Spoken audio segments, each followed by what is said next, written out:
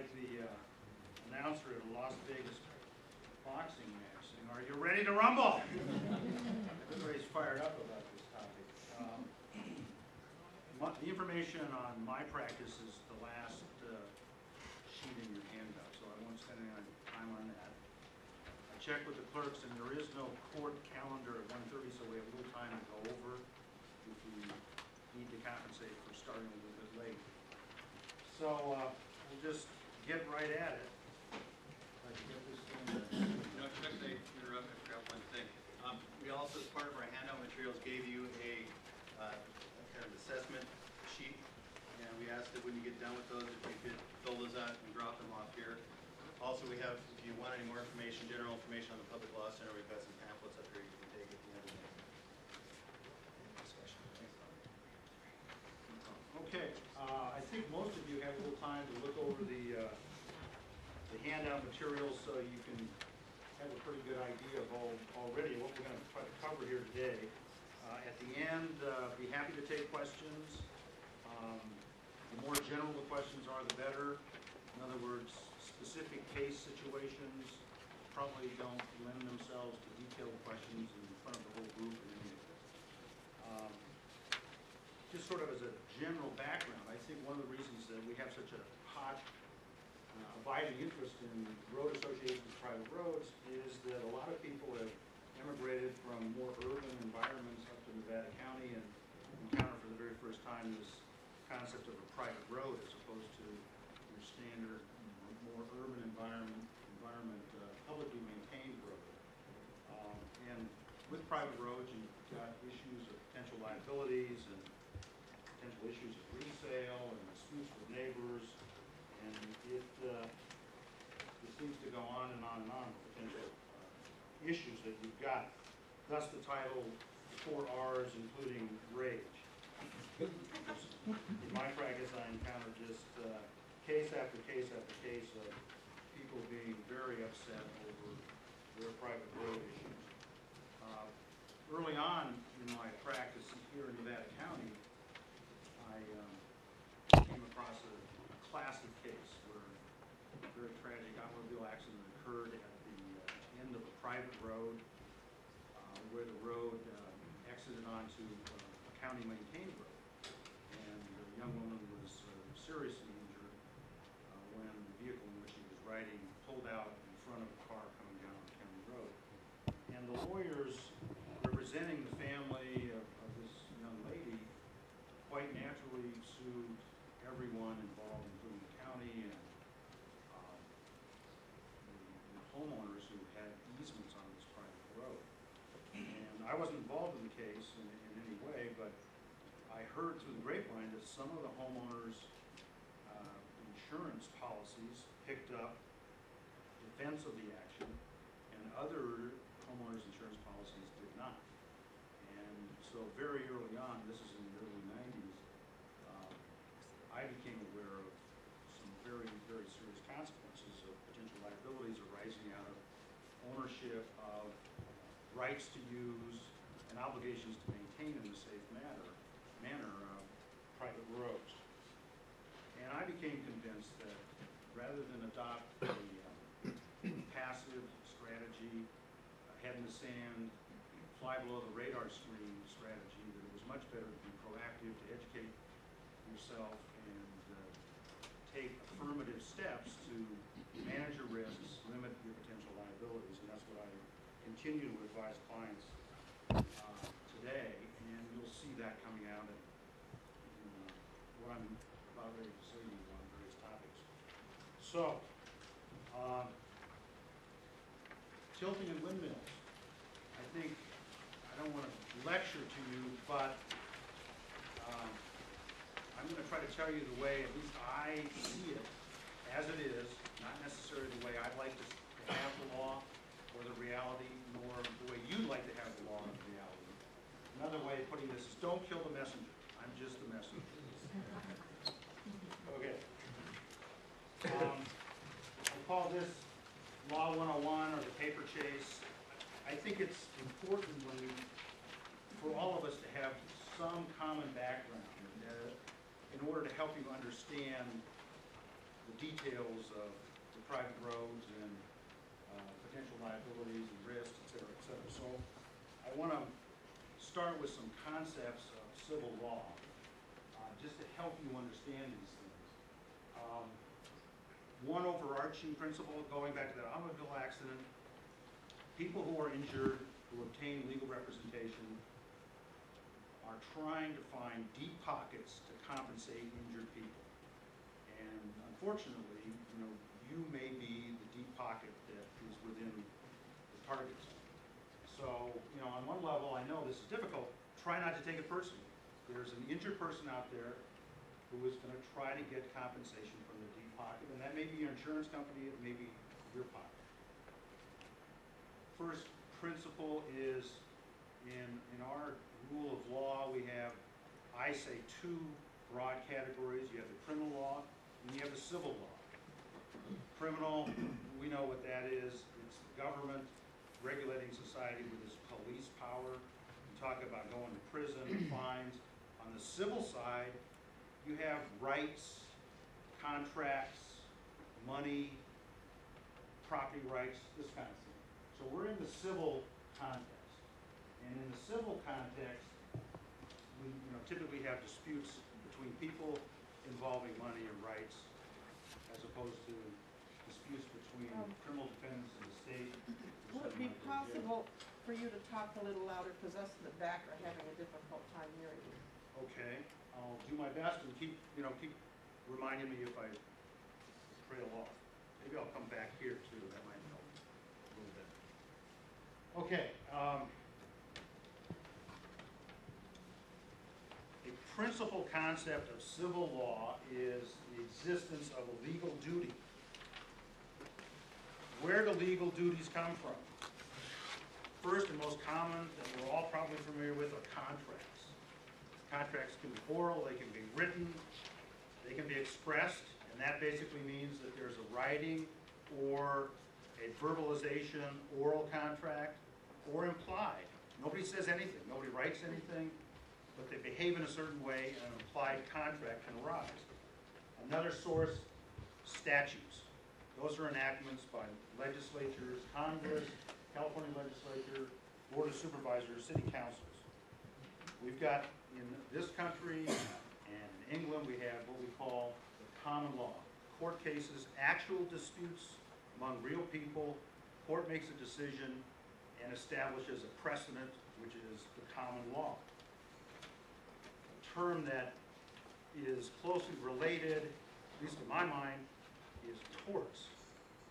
Torts are duties, obligations that give rise to legal liability established by common law. Now, a very common tort that we've all heard about is negligence. Negligence. You were negligent when you drove. That's an unintentional tort. You didn't intend to hurt anybody, but you ended up doing so. You were negligent. Okay, that's a tort. So liability can arise from tort. You've got intentional torts as well, where you actually intend your behavior. You falsely imprison someone, you publish a written defamatory statement about somebody, so you libel them. Okay, those are intentional torts. So sources of legal duties, contracts, statutes, court cases, the common law, and typically in the common law where tort liability arises.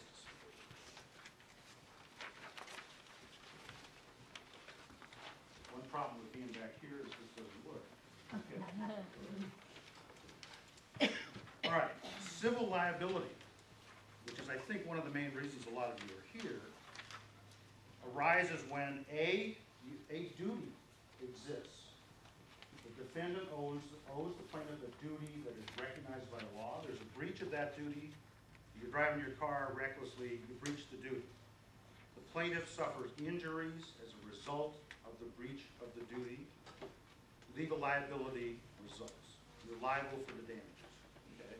But that's sort of the matrix or the equation. You got to have a duty, you got to have a breach of the duty, and you have to have an injury, and then you have legal liability. Civil legal liability. Okay, a threshold question, and you're really being very patient on this Law 101. We'll get to the road stuff in a moment.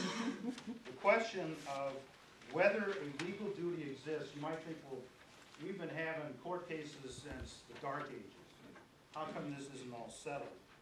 And I'm not going to go through this quote, but you can read it. But the bottom line is there's some very loosey-goosey concepts. And loosey-goosey is a technical legal term. Use a lot. The courts go through this magic and balance these things, and here are some of the words the courts use. And at the end of this analysis, which even experienced lawyers say, what? There's either a duty or there's not a duty. So it's not just black and white. The courts struggle with whether or not legal duties exist, and innovative and very clever lawyers make arguments to courts. There's a legal duty that was breached here, Your Honor, and the courts have to deal with those arguments. And again, the concept is trying to seek compensation for an injured person. So, quick lesson, the common law is not static. We have new court cases, new arguments all the time, where a legal duty doesn't exist today, it could tomorrow, and of course, I didn't even put there that we've got, you know, our Congress and our state legislatures and our Board of Supervisors and our city councils meeting all the time and creating new laws and new legal duties, along with the courts. Okay, so let's go through some definitions here. What's a private road? I didn't pull this definition from any court case. It's just from my experience. A private road is a physically developed roadway, and I'm wrong, physically developed, because that means there's something there in reality. It's not a line on a map. It's something physically developed on the real property that one or more people use to access their real property parcels. Contrast that to a public road. Most of the time, we think of public roads as roads that are maintained by a governmental entity. And probably 99% of public roads are, in fact, maintained by a public entity. County, city, state. A permanent road division is a creature that is really, in my mind, and I'm not an expert on PRDs or public road divisions, the concept is that what in essence starts out as a private road or road system is offered to a public entity, offered for dedication. The dedication is accepted along with a financing mechanism by which each parcel in the division that is served by the roads has a component of taxation levied against it and paid in the ordinary property tax rolls, and that money is used then to maintain those specific roads. And typically, as I understand it, the governmental entity that would be performing the maintenance would be the county. So the county is basically paid by the parcel owners to maintain the roads in the PRD. And in that context, these are more like, if not totally like, public roads, your standard public roads. I tried to exclude all lawyers, but I see a few have snuck in here. Helen was wrong, probably correct, some of the things said. Okay. Formal example of, what I call formal example of a private road would be the roads in Lake Wildwood and Lake of the Pines, basically because these roads are maintained and administered by a homeowners association, which I'm not intimately familiar with either Wildwood or Lake of the Pines, but I'm sure that the association is a corporation. Typically, they're going to be nonprofit corporations. They have bylaws, they have boards of directors. Everything's set up in such a way that people know their rights and obligations. Less formal examples of administrations for private roads would be just your small neighborhood road association. If you don't have a formal legal entity like a nonprofit corporation, you You may not have bylaws, you may have nothing. It's just a group of people that are getting together sporadically to try to figure out whether they want to buy a load of gravel to maintain the road. Okay, I think it's important, and this may be lawyer nitpicking in terms of words. A lot of times, the word easement and private road are kind of used interchangeably, and I think it's important to make a distinction. Recall the private road I defined as a physically developed thing in the dirt. An easement is a legal right to use another person's real property for a specific use. An example, NID's got lots of easements to have its water ditches go across other people's property. Drainage. You know, somebody might do a subdivision and need to bring the water together and drain it across somebody else's property and secures an easement for surface water runoff. All I'm saying here is that private roads are not easements. Private roads are located on or in easements. The right to use a private road is an easement right, okay? So, again, that just may be lawyer nitpicking, but that's what we do. Okay. Sources of obligations to maintain private roads. We're kind of getting to the nitty-gritty here. Okay. There's a safety aspect, and we'll get into more detail on all these things, but you want to maintain a private road to keep it safe so people don't get hurt. You want to maintain a private road so it's usable, convenience. Now, Boulder Street, this is just a side story. Boulder Street, I heard at one point that Nevada City did not want to pave that road because they wanted to maintain it, no pun intended, in a very rough surface so that it would make people drive more slowly on it. I don't know whether that was ever true or whether it's true now, but I know the road is still bumpy. Now, that's obviously not a private road, but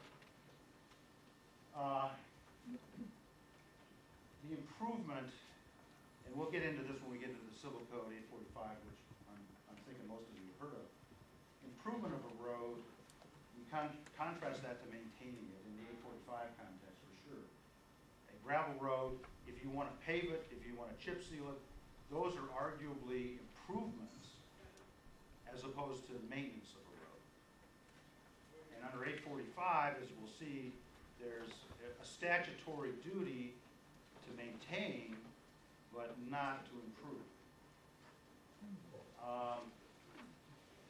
CC&Rs, covenants, conditions, and restrictions. CC&Rs are typically, 20, 30, 40 pages of verbiage which the subdivider, when the subdivider owned all of the lots, recorded, and when you buy your lot, your title company says, we will insure your property subject to the following things. There's an easement for the telephone company to have a wire over your lot. There's an NID easement, and there are these CC&Rs. And you should all get those and read them over, and typically that's where you're gonna see the contract, in essence, that gives rise to your obligation to participate in a road maintenance association or road maintenance situation. Same thing, smaller scale, fewer pages, less words, fewer words, road maintenance agreements, joint maintenance agreements. And typically people become aware of those when you buy your property. And a lot of people coming up from the Bay Area, like, just cruise right through that, whatever. We're buying this house, it's got a nice road in front of it, and I don't care to look at all this paperwork, and the title company's gonna issue me title insurance, and 3 years down the pike, it's like, what? We're parties to a road maintenance agreement? So, maybe some of you are in that situation. But, the CC&Rs and the road maintenance agreements and joint maintenance agreements, even though you didn't sign them, They are contracts which were signed by your predecessors in interest in your ownership of your parcel. And when you bought your parcel, you bought into those obligations under those agreements.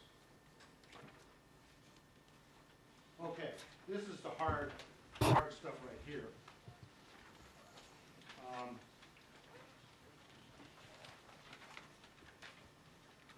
Right at the bottom of this page, there's this is a quote from Miller and Starr. And Miller and Starr is a treatise that if you are legal self-help buffs, you may be familiar with. It's a multi-volume legal treatise on California real estate that really judges and lawyers in California rely on very heavily. And I think it's a wonderful resource because it's readable by non-lawyers. And I'm sure that Kent and Lou have these volumes in the legal self-help law center. So, and you can go in there and read about easements and read about all sorts of real property issues. And of course, this is right on point in terms of if you own property which is benefited by an easement to use a private road. You are an owner of an easement. You are governed by this law that as an owner of an easement, you must keep it free from any dangerous condition that might injure third-party persons who rightfully come on the easement. That's California law. So, you know, the people that, going back to the introduction, this automobile accident where this young woman was seriously injured, the allegations of that case, as I recall, the intersection was unsafe because the line of sight to the public road was obstructed by mailboxes and brush, so that the driver of the vehicle in which the woman was riding couldn't really see oncoming traffic and pulled out in front of his car. Collision resulted. Unsafe condition was the allegation. So, right now, if your property is benefited by an easement, you need to understand that you have a legal obligation to maintain it in a safe condition. This case is a relatively new case that is it's a tough case. Hard facts, and in this case, I think we lawyers have this saying that in the courts as well. Yes. Do the people that have to use your easement help pay for maintaining it? Well, we'll get into who gets to pay, but typically it's the owners of the easement, not just the users. How do Okay. you find out who owns your easement? Because there's an easement for my property, but I've never seen anything on it. Okay. Well, maybe I'll answer your question. If not, I'll talk to you afterwards. In this case, relatively, it looks like a pretty big subdivision down in Tehama, south of Fresno. And there was a formal association, homeowners association, and the association itself was an owner of easements over the private road system, and each of the parcels owners owned easements over the private roads. There was one owner there who raised boar hunting dogs in violation of the CC&Rs.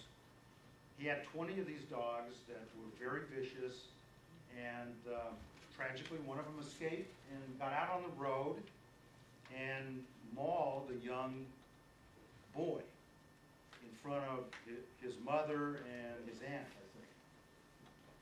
Mother and sister of the young, okay.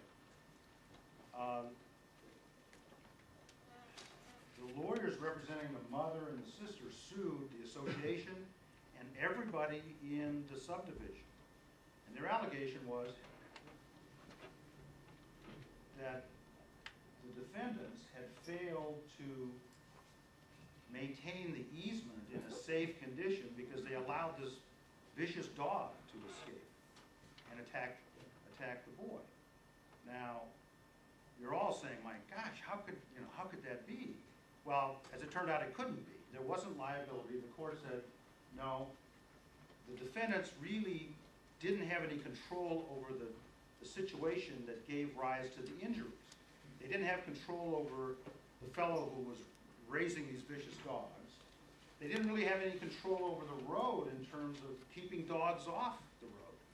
So there was no liability. There was no duty owed in this context, the court held.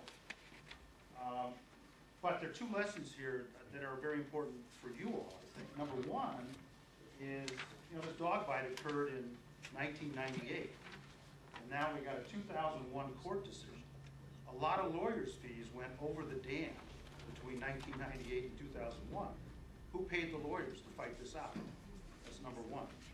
Number two is that it's just a reiteration of the rule that if you've got control over your easement in some regard, and in that regard an injury arises, then you're going to probably face liability. So what do you have control over? You have control over the condition of the easement. And the private road. Do you need a stop sign? Do you need to cut the brush? Do you need not to have potholes so somebody driving a little bit too fast might get out of control? You need, on a paved road, you need to keep it clear of gravel so people don't skid out. You need to have some reflectors. Okay. So, anyway, that's a relatively recent case that shows just how difficult this can be. And yes. How does the road get to, longer roads are quite narrow and injuries could occur because somebody's driving too fast? Yeah, I got two things to say about that. Actually, when I was a kid, I thought I'd be a road builder, but I ended up a lawyer, so I can't. I think you really ought to consult with civil engineers. If you've got some concerns about your road and the safety of it, talk to an expert, get some expert advice about, is this really an unsafe condition? Because it may be, a lot of it's common sense, but I think if it's a close call, a few bucks invested in consulting with somebody that does have road building experience, road safety experience, is probably money well spent. That's number one.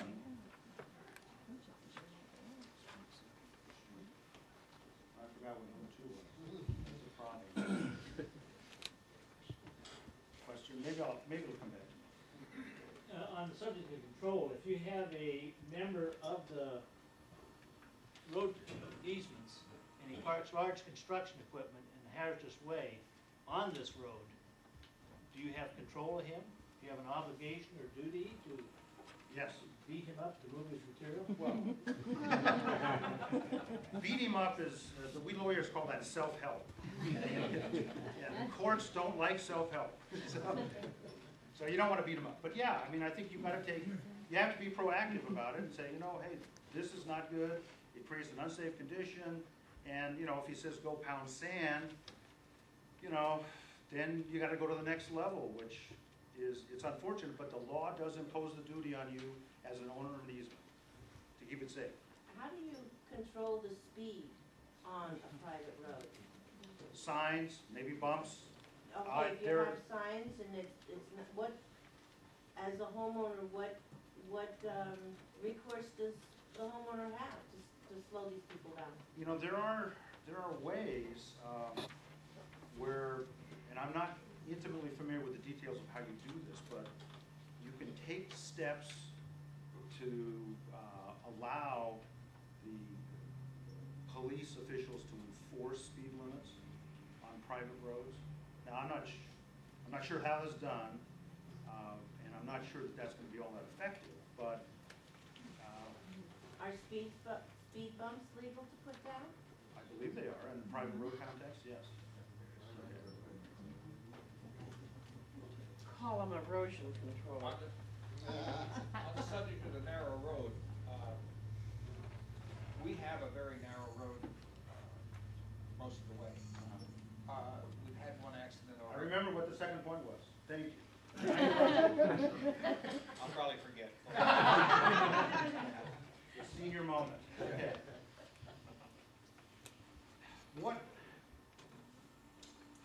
called, you owe people a duty of ordinary care in terms of maintaining your roads. You're not the insurer that nothing's gonna happen, okay? So it's kind of a rule of reason. Now, if that sounds loosey-goosey to you, it is. People can argue over that, and that means legal fees. But the bottom line is, no, you don't have to go and increase your 20-foot road to a 60-foot road to ensure that no accidents take place. You take what's there and do what's reasonable, okay? So if it's reasonable to put up a warning sign if there's a sharp curve coming up ahead, or if it's reasonable to take other methods to control speed, then that's what the law says you need to do. Okay, so, You sort of answered it. On the narrow road, we've been told, the association has been told that we need to have a wider road. We don't have the money for it. The big boulders and stuff like that, we just don't have the money for it. So, what's our recourse on that? well, this probably isn't very helpful, but you've got to apply what I would call the rule of reason and do what you can do financially. Okay, just don't blow it off. I don't know who's telling you got to do this, but maybe if it's a really competent road safety, engineer,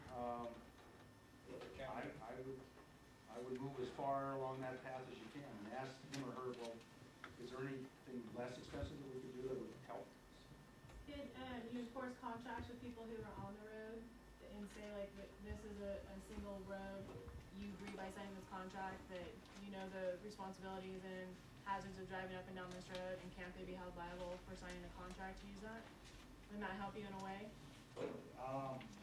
Basically, I think what you're asking is, the waiver of liability. We're not liable if somebody comes in here and burns your car up, steals it, or you run into a rock on a ski hill. It's basically a release of liability or waiver.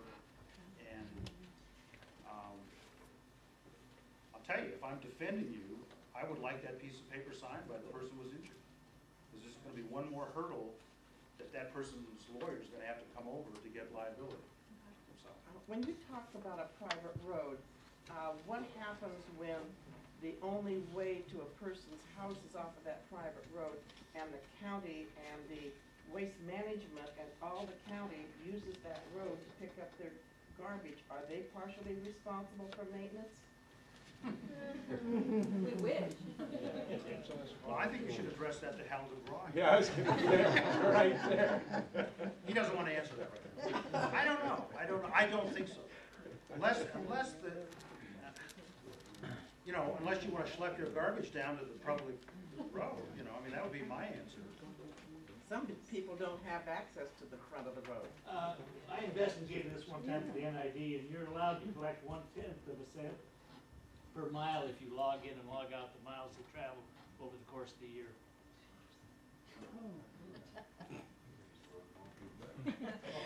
All right. Told by the time police that I need to move on. Okay, this is real fast. Here's a term that you probably heard, premises liability. It's the same concept. You own real property, or you own an interest in real property, and the easements are an interest in real property. Basically, you've got knowledge and you've got the ability to control, therefore you've got the obligation to make it safe. To take reasonable, ordinary steps, ordinary care. So, that's the bottom line. And this is what I would call, these are common law. This is a common law obligation. It's not created by a statute, at least as far as I know. Now here's the statute. Okay, Civil Code 845. California Civil Code 845. And for those of you who do not have a road maintenance agreement, homeowners association, CC&Rs, this is what you deal with. And it's I'm going to use this laser thing just because I have to. Once, up there, at the end of A. Okay, each owner shall maintain it in repair. And at the bottom, in the absence of an agreement, the cost shall be shared proportionate to the use.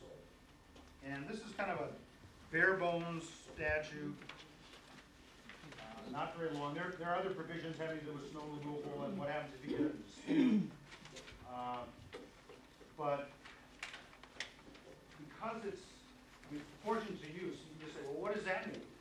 Well, some people mean if you got a half-a-mile road and Joe lives in the first 300 yards, you know, Joe and wife Mary are only going to pay a little teeny bit, and Pete and Linda, who live at the end, are going to pay a lot more because they use proportionately a lot more of the road. Well, does it mean that, how about, you know, Joe and Mary, they've got 10 kids, all of whom drive cars, and they don't have it, or it's vacant. Yes?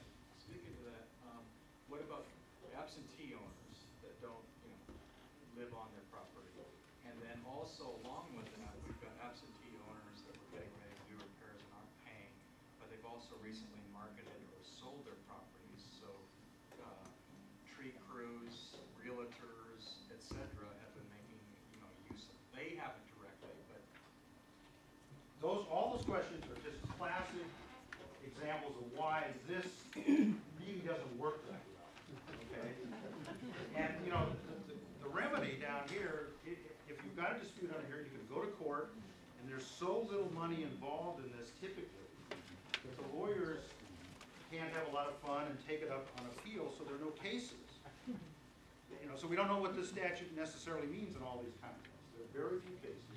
But you can go into the law center and look under California Civil Code 845 in the annotated codes, and there will be summaries of all the cases, and you can read the summaries of the cases in probably an hour. And you'll know what every California court has said about this statute. And it's not a whole lot. But right down here, you know, look,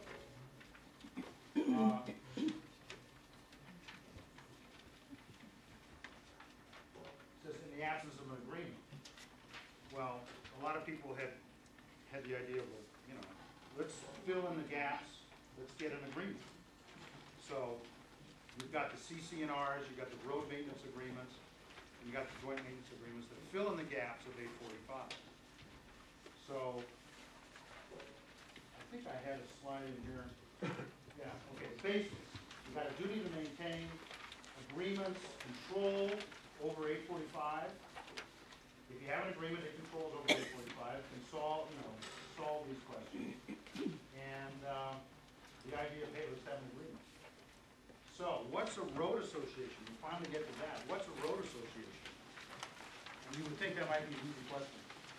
But I got two definitions from Black's legal dictionary of, you know, what an association is. And pardon me? Loud. You know, this really old 1968 edition that indicates, you know, when I went to law school, because I still have it on my shelf. But it says, I like that last one. Association is a word vague in meaning, which is used to indicate a collection of persons who have joined together for a certain object, a confederacy or a union for particular purposes, good or ill. And of course, if you're in the law and you got something that's vague, that's what I say is trouble in River City, because now you can pay lots of legal fees to figure out what a vague term means. So, a classic example of an unincorporated association is a general partnership. And one of the main things to worry about in terms of having a general partnership is vicarious liability. You know, if you have a partner, just a simple two-person partnership, you're in partnership with Joe. Joe goes out and does something. In the course of the partnership's business, creates a liability. You're going to be liable jointly and severally, so you can pay 100% for what Joe did. That's vicarious liability, and that's joint and several liability. And, you know, it's not like, hey, it's 50-50. So like if you are in partnership with 30 other people, and one of those persons creates a liability, and they're all broke, but you got the deep pocket, what you don't want to have happen is that you get to pay 100% of it. So, is a road association exactly the same as a general partnership? No, it's not. But I think that there's enough ambiguity. Here's a case, you can look up this case and read it. It had to do with the court deciding whether this case was going to proceed as a class action against a homeowners association and against individual members of the homeowners association. Now, this is a 1998 case, 88 case, so what do we got? We got 16 years, something like that. And the court makes this comment, we don't have to answer this intriguing question of whether association members are individually liable for what the association committee people did. That to me, and I tried rather quickly to see if there were any follow-on cases, and I guess what I'm saying is I didn't research this question exhaustively, but where I am right now is where I was a few years ago on this question, that there's a risk. You have an association, you could face at least an argument of liability, vicarious liability and joint and several liability. And it's, you know, if there are risks like that, this is the basic source of the strategy of, hey, let's not have an association. We don't want to have a president, we don't want to have meetings, we just want to collect checks. We don't want to look like a duck and walk like a duck and quack like a duck. We just want to collect money and get some gravel and spread it on the road. No way do we want to have an association. And the risk of having that kind of liability is the reason people adopted that. We'll get back into that. Well, right now, right at the bottom of this slide, I think that the problem with the, you know, put the head in the sand, let's not have an association strategy is that you can have an association and you don't even know it. We all know whether you signed a contract. But if you act in a concerted fashion to repair your road and maintain your road, however loosey-goosey it is, some bright lawyer who's got an injured client is going to make the allegation this is an association and there's shared liability. I'm not trying to scare you, I'm just saying that is a risk, a real risk. Okay. Yes? Why is it different if you have an association, or if you don't, if everybody has a joint easement to use the road? Bingo. Right on. It isn't different? It isn't. Okay. It isn't. A lot of people don't see that. Okay. All right, now I'm going to take two quickies right here. If there's an association being formed in a large area, like You Bet Road Association, of which my road is in that vicinity, but I don't want to be part of the association, if that association files, am I a part of that association? No contracts, no anything that I sign? I think not. I mean, probably there are a whole bunch of other facts for a really good legal opinion. Seat of my pants, no. You gotta, if your property is not bound by something that was signed and recorded, of which you had notice, by a predecessor of you, and you don't sign on now, no. I mean, there are rights of eminent domain, typically exercised by utilities or governmental entities.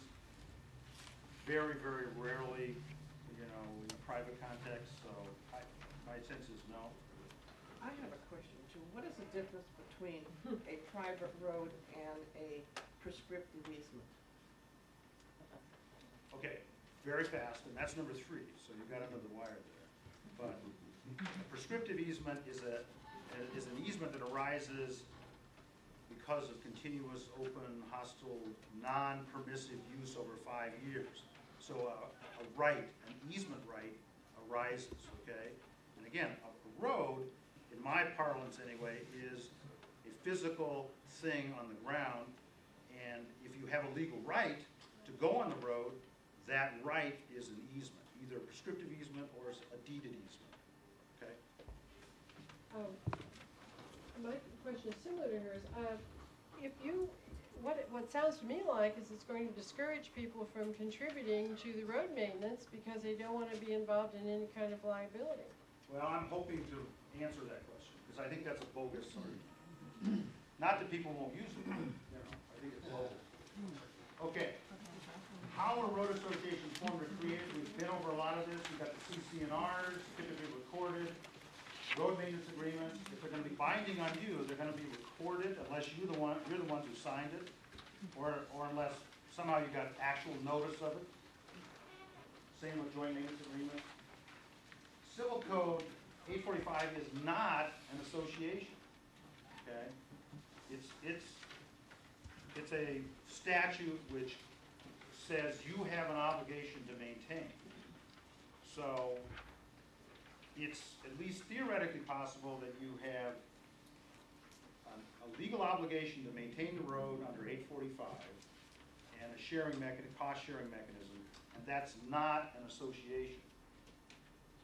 Because an association fundamentally is a creature of contract. We get together, we make an agreement, and we have an association to do something. I have a question on the road maintenance agreement. The one I've seen has it, after 5 years, it has to be reauthorized. I live in a situation like that too, and we had our CC&Rs had to be reauthorized, and, you know, I haven't paid a whole lot of attention to them, but I think if they weren't reauthorized, you know, they're probably gone.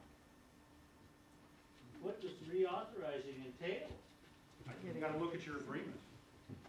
I mean, hopefully it says something about it, but if it doesn't, then you gotta, I mean, is it a legal entity, if you come into the courthouse and reauthorize it, or?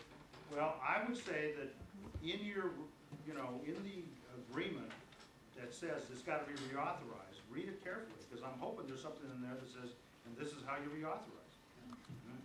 Come to me, come to me. Okay.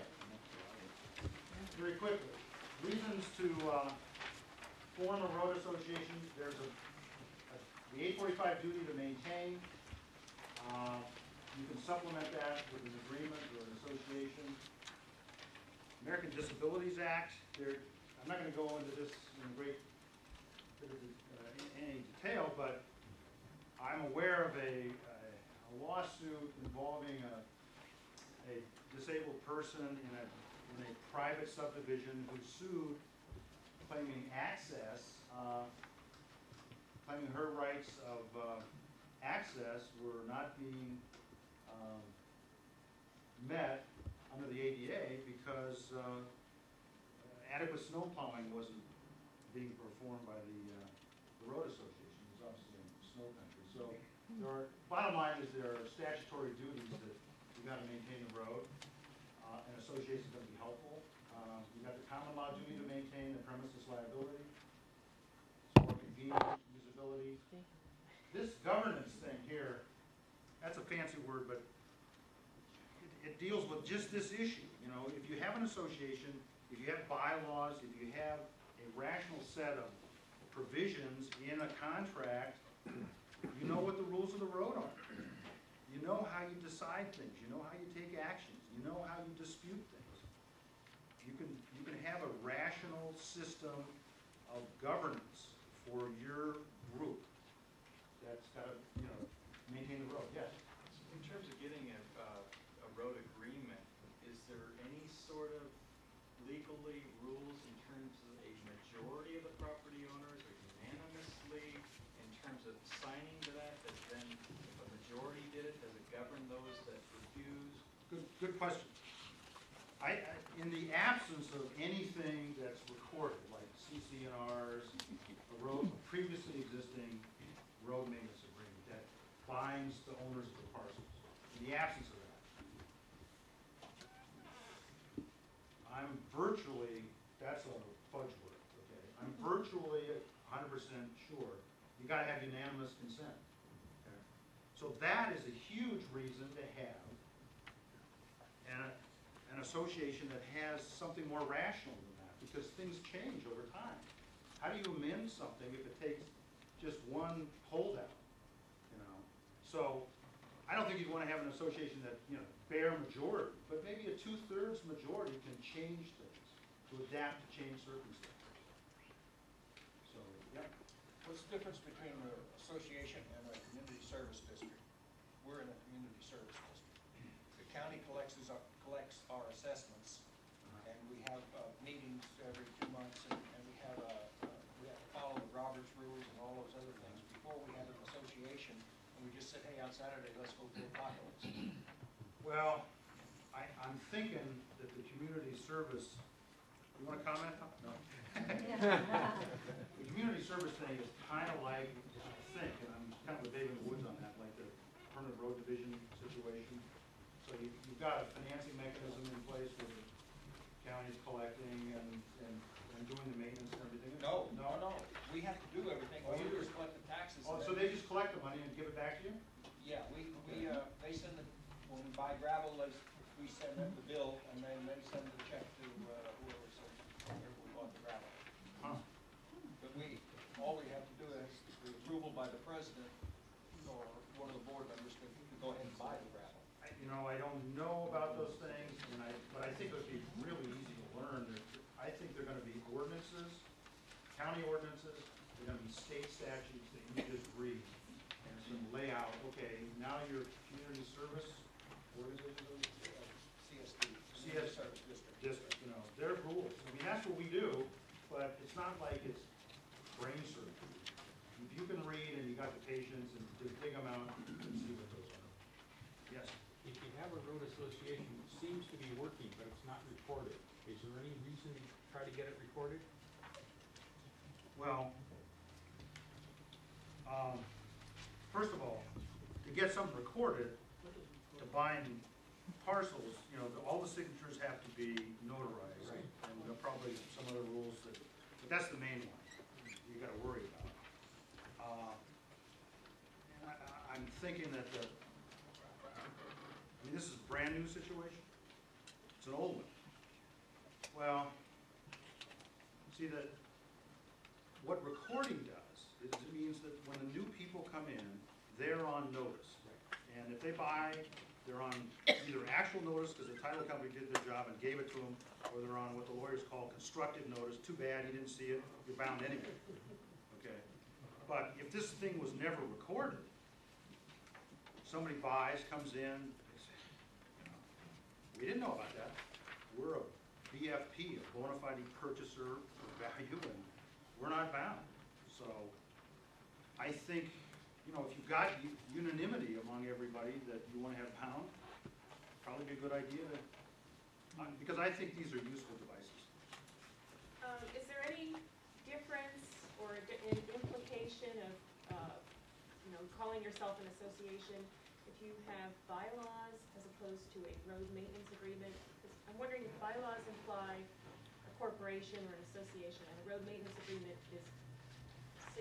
signifies that you're not. I know what you're saying about the association problem, but is there some implication of what you call your agreement? Well, I'm going to say, I don't think so. You are what you are. Sometimes bylaws, if your road maintenance agreement, let's say, in the corporate context, you got the articles of incorporation on file with the Secretary of State, and then the corporation adopts bylaws. And typically the bylaws can be changed easier than the articles. So there may be that kind of a thing going on. No, I don't think so. I don't think there really is.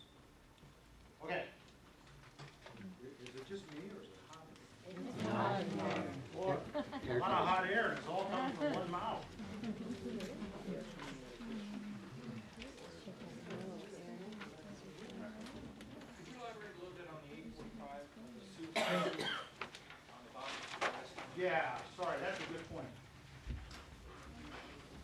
one of the problems with 845 is that, and I just ran into this in a case where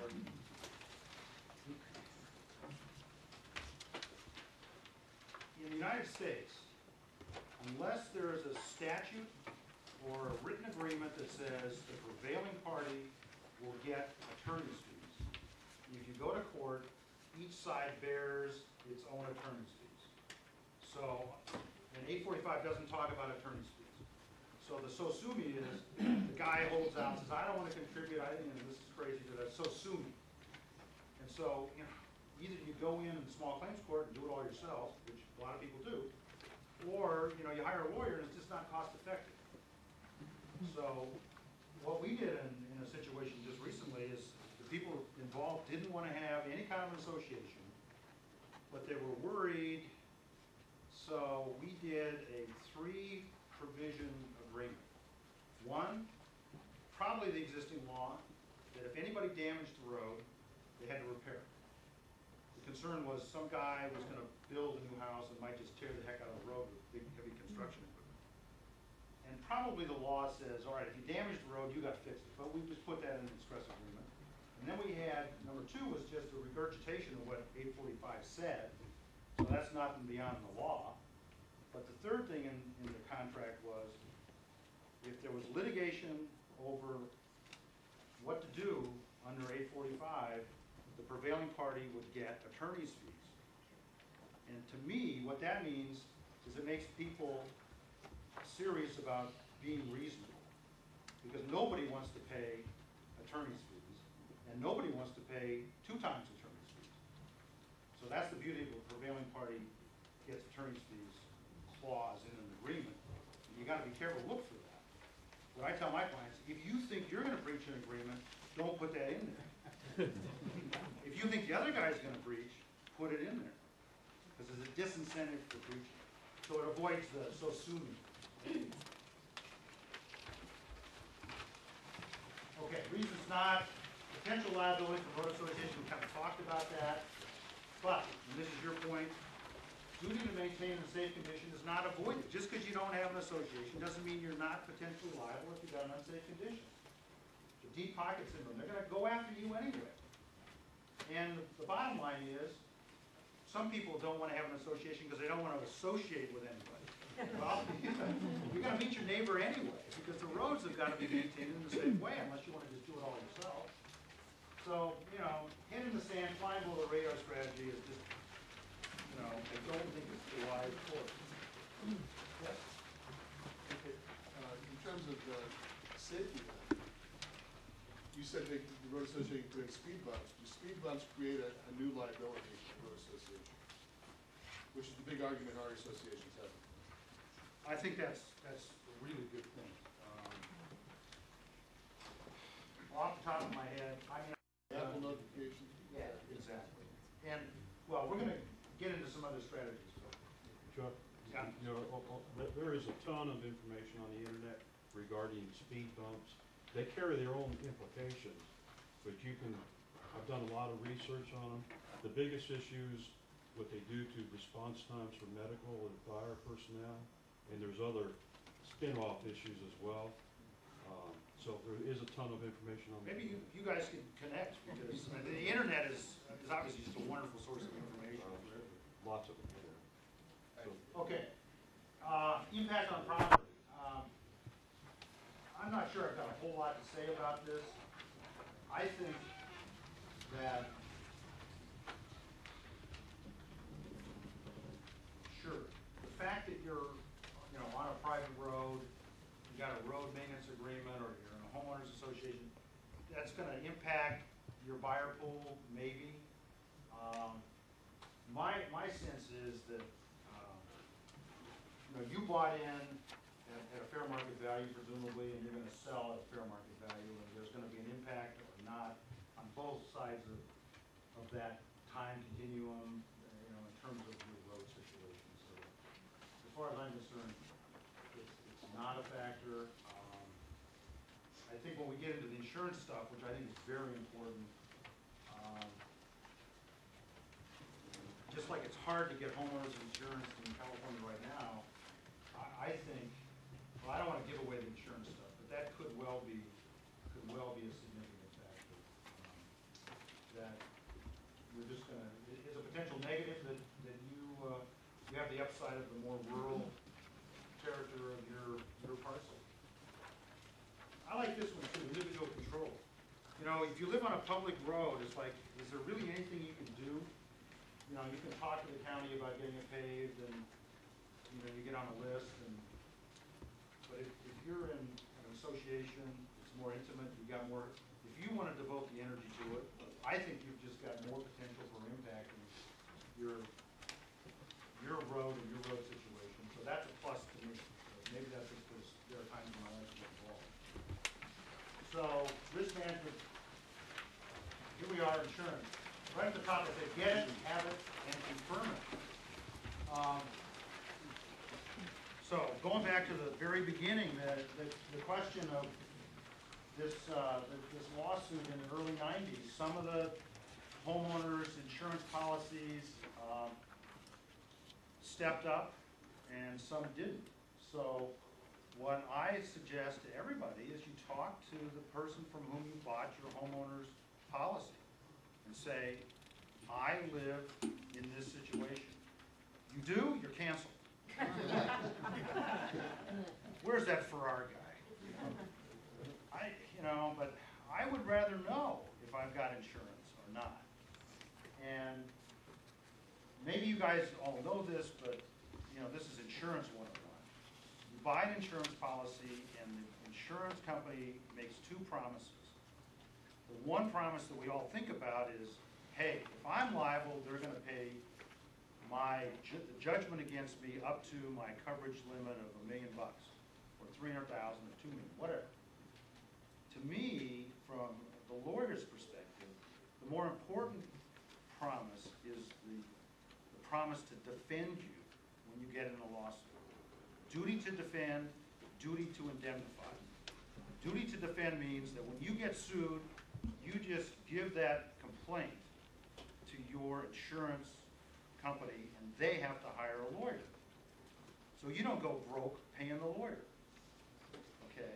And what you don't want to get back when you give the lawsuit to your insurance company, when you tender the defense of the lawsuit to your insurance carrier, you don't want to get back a letter that says, oh, we don't cover private roads. Goodbye. Hire your own lawyer. So you got insurance, you pay for it, and confirm it. And by that I mean read the policy. And I can remember when I just got out of law school, the first project I had to do with reading an insurance policy. And I said, what? What is this saying? It's impossible to understand. So when I say read the policy, I say that with a little bit of, with a grain of sand or salt. They're hard to understand, most insurance policies. But I would say read them anyway. If you see something very clear there that excludes from coverage liability arising from homeowners association or private roads or easements, you got to have an alarm bell going on. Now, maybe all you have to do is talk to your insurance agent and say, do you have a rider, a special little endorsement that I can pay another $100 or $200 for that will cover this? Oh yeah. Well, I'd like it, please. The other answer you get, oh yeah, it's covered. Don't hang up and forget about it, because you got nothing at that point. So, well, okay, I'm covered. Well, could you put that in a letter to me? Well, sure. A month later, no letter. Call them up again and say, would you confirm in writing that I've got coverage for this stuff, because I'm concerned about it. Chuck, Yeah. do you think it makes any difference to have signage at the beginning of your road that says private road, pass at your own risk, not responsible for anything? Stay out. Stay out, or I mean, does the signage make any difference? Invest your own risk. I don't think so.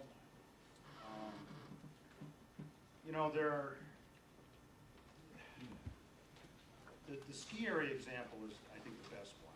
I mean, there's an assumption of the risk when you're involved in a sport like skiing, okay? But even so, there are gonna be situations where the negligence of the ski area is just so palpable, so evident that, you know, this waiver, this assumption, whatever, it's just not gonna work. So, on balance, I think you're not gonna escape your duty to maintain it in a safe condition. If it's just not a, Well, not that it wouldn't be unsafe, but if somebody was to come on the road, let's say somebody was drinking and ran into a tree and killed themselves and the family tried to sue the homeowners, right, which had nothing to do with our maintenance of the road. But if we have a sign that says that it's a private road and that you pass at your own risk, would that make any difference if the road was maintained? okay. First thing, going back to this insurance thing, when you get that lawsuit, because you're gonna get it whether the sign's there or not, right? I mean, that's the practical. So you wanna have somebody else paying for the lawyer to defend this. Right. Okay. And my sense of the situation is that the presence or absence of that sign is not really gonna make a difference. Okay? Could you go back to the beginning of your discussion, where you're talking about public versus private roads? The main distinction you made is that public roads are publicly maintained in general. Usually. And private roads are pretty much always privately maintained unless they're part of the PRD or whatever. But And then they're really public, I think. yeah, that's the point I want to make. I think there's a lot of misunderstanding that if you live on a private road, only certain people can be on it. And if there's an offer of dedication on that road, could you clarify that the public can use private roads? Okay. I will say,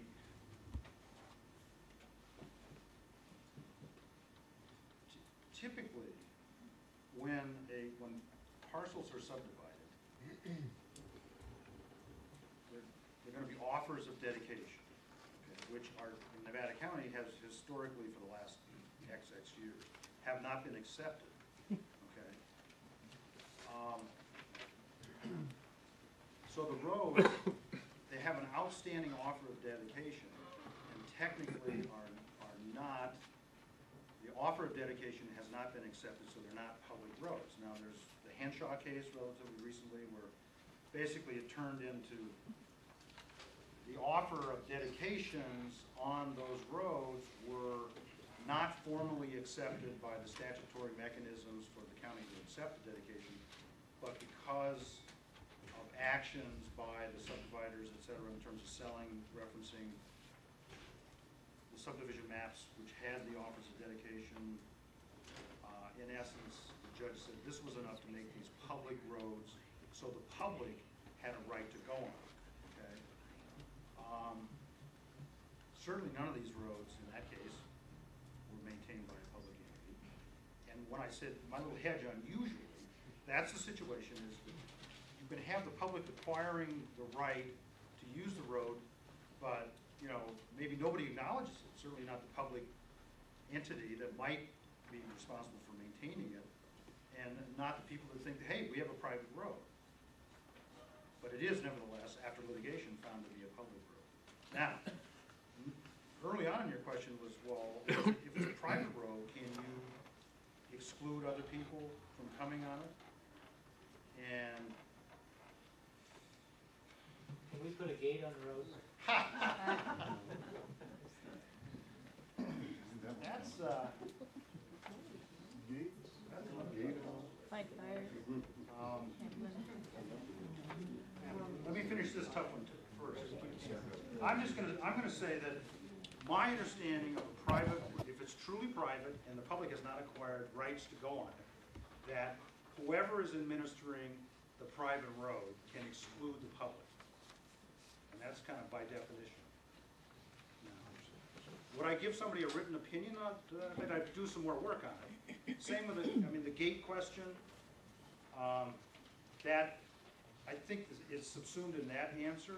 Okay, now this is not an easement situation where, like, you know, this parcel or parcels are accessed across this servient tenement, and now this servient tenement owner wants to put a gate up. So every time somebody goes across the easement, they can get out, open the gate, and close it.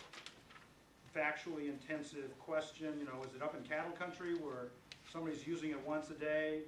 Probably no question, they can put the gate up. No, just a winery. Just a winery, well, I think I know the winery you're talking about. Make a statement. Yes, I'd like everyone to know that there is a new proposed winery ordinance that's going to be heard by the board on July 6th. It's going to impact anyone on a private road. It's going to impact people that are on substandard roads, and it's allowing the wineries to use the roads. And people need to be aware of that. I have a question also. We live on a private road, and we tried to get all the homeowners to develop it, to maintain it. Part of us have blacktopped it, part of it's dirt. There's big potholes in it. They did not want to, so I went to the Department of Transportation, got an ordinance that says that if you do not help maintain the road, you can take them to small claims court and put a lien on their property. But who wants? 845. Is that 845? I wasn't sure what it was. But then one fellow said, I'm not going to help out if you guys are gonna sue everybody. So there went our agreement. so it was kind of the flip side of so sue me. Yeah. Ended up with the same result. But, so each person that hasn't paved their road in the back or maintained their section of the road behind them on this private road is responsible for maintaining it? Is that what you're telling me? What I'm saying is that, you know, if you've got easements going out over your, a bunch of parcels have easements over a private road, everybody's responsible under 845 in the absence of an agreement proportionate to their use. Yeah? Yeah, Chuck, by the way, this insurance thing is a big one. And it even gets, between being an officer of a road association and not being an officer. I had one insurance company that said, no, we won't cover you on an umbrella, and another one said, just because of being an officer. So I won't rain on anybody's parade, but that's a good find. Now, the question I have regarding liability, the issues of a road, and there's a lot of them. But let's say, Chuck, you live on our road, and I witness your son on a three-wheel off-road vehicle with a whole bunch of kids just wrapped around his neck driving 35 miles an hour. Can I mitigate the liability by confronting you as the dad, saying, hey, you know, your son's, that's one option, or document that incident, witnessing that behavior, or if I see Chuck going 40 miles an hour down our 15-mile-an-hour road, can I document that incident and mitigate the liabilities associated if there was an accident? You know, I'm not sure you're gonna mitigate, but I would certainly document it and be, you know, aggressive and proactive in terms of trying to cut it off. And there may be some creative avenues, including, you know, at the end, mediation. You know, you've got a dispute going here with the parent who's allowing his kids to do this stuff, right? And creating an unsafe situation. It's not really a physical situation, but. Well, most folks just don't want to be confrontation, okay?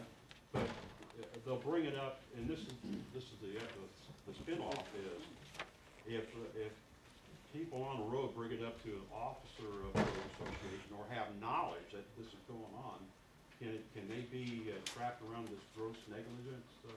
You know, if I were an officer, I would explore and acquire D&O insurance.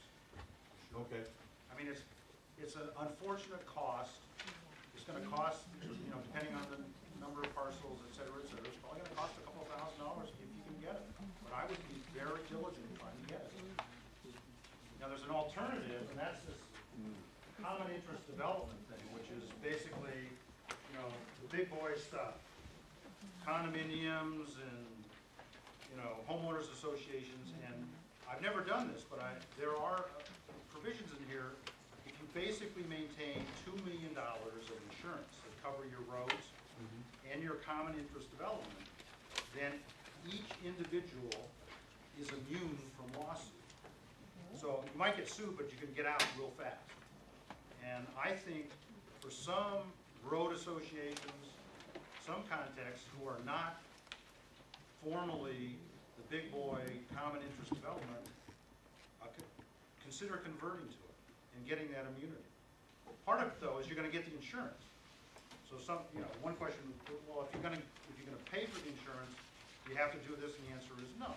Well, it's just short of incorporating the offset. It includes incorporating. It does.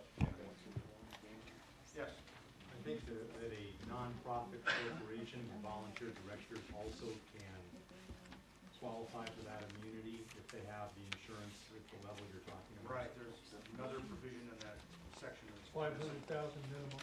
But if your homeowner's policy covers you. That's a question. Well, I've got it in writing. Okay, good, all right. I took care of that homework assignment before it came. Good. Yeah, yes. My question, we bought a piece of property that was cattle property, always had horses and cows on it. There's an easement that goes through it, and now some people have bought the property behind it. And we came home one day and they just took out all of our fences and everything that's on the easement and said we're not allowed to have the gates up. And they've gone along our whole property line where they have an easement and they've put gates that they can drive vehicles through. They just torn our fence out and put gates that go into other people's property. And all of these people are using this easement to go to and through our property. You know, give me a call and we'll talk. I talk on the phone without charge for a little bit. Okay. All right. Very quickly. Yes. On that officer, I'm the guy on the road that, we don't have an official agreement, but I'm the guy that writes the letter and says, okay, why don't, let's put the road fixed, and they send me a check, and then I pay the guy who services the road. Does that make me an officer and give me extra liability? Arguably, but I think when the person gets hurt, everybody's gonna get sued. And I don't think your liability is any different than the people that you check. That probably doesn't make you feel good. Our CSD was sued twice by the same person. And our insurance was canceled. We had the first one, they canceled the insurance. The second time, when he sued, our insurance was canceled again. Currently, it's extremely expensive or impossible to get, short of Lloyd's. But is there something like assigned risk in automotive that you can go in and make an insurance company sell you insurance? I'm unaware of it. Have you, Roger Krill, I think he's an insurance fellow in town, and I forget the name of his firm, but Krill.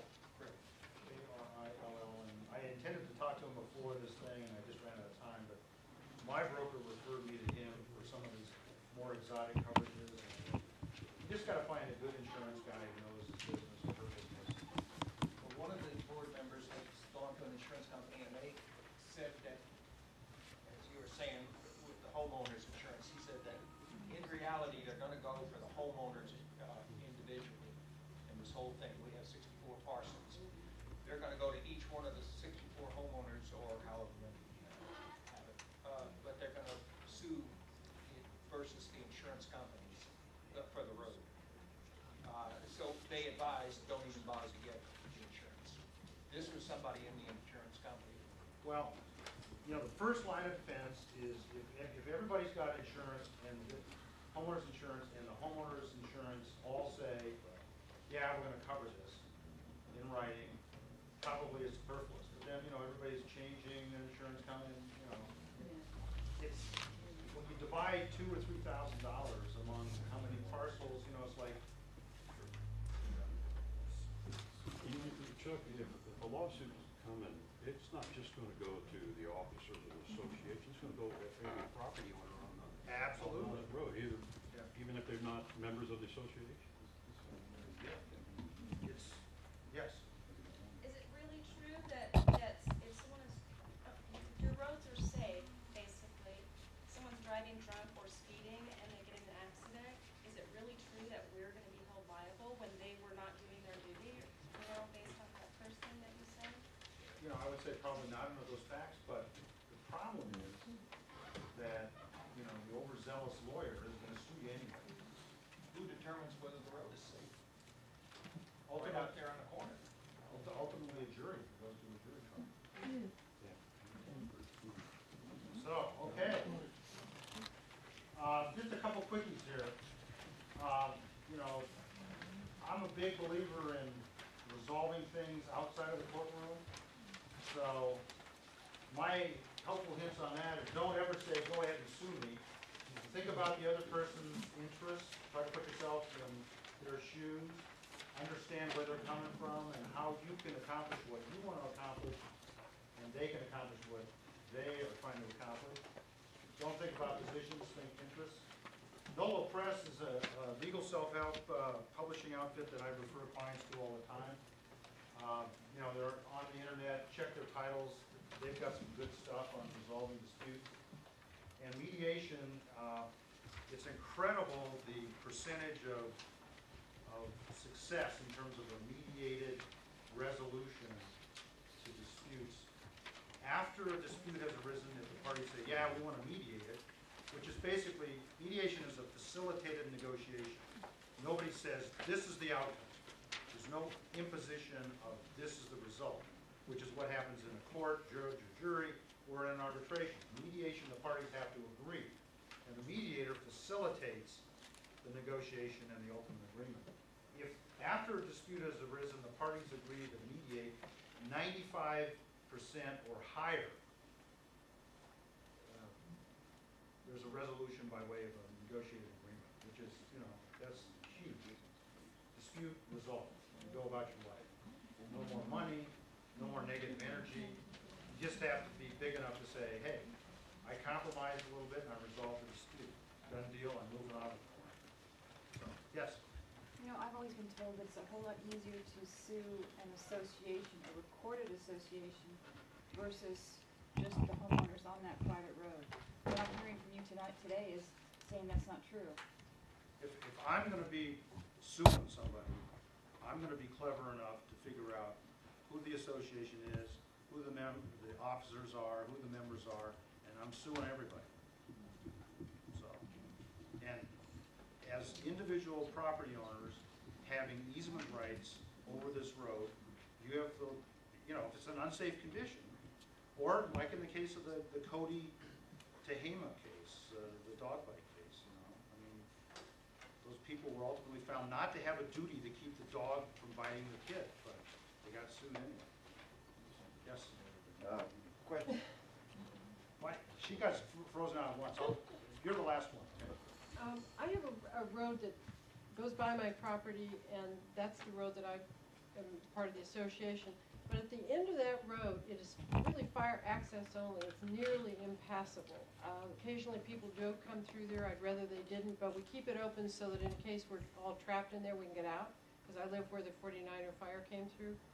My concern is, I would like to put a sign on that says specifically what it's for, you know, residents only, fire access only, and I need to know what the law tells me about that. I mean, because it is such a bad road that someone could get hurt on it, and there's no way that anyone's going to maintain that road. It's simply... I put a sign up saying all that and extremely rough road ahead. Watch out.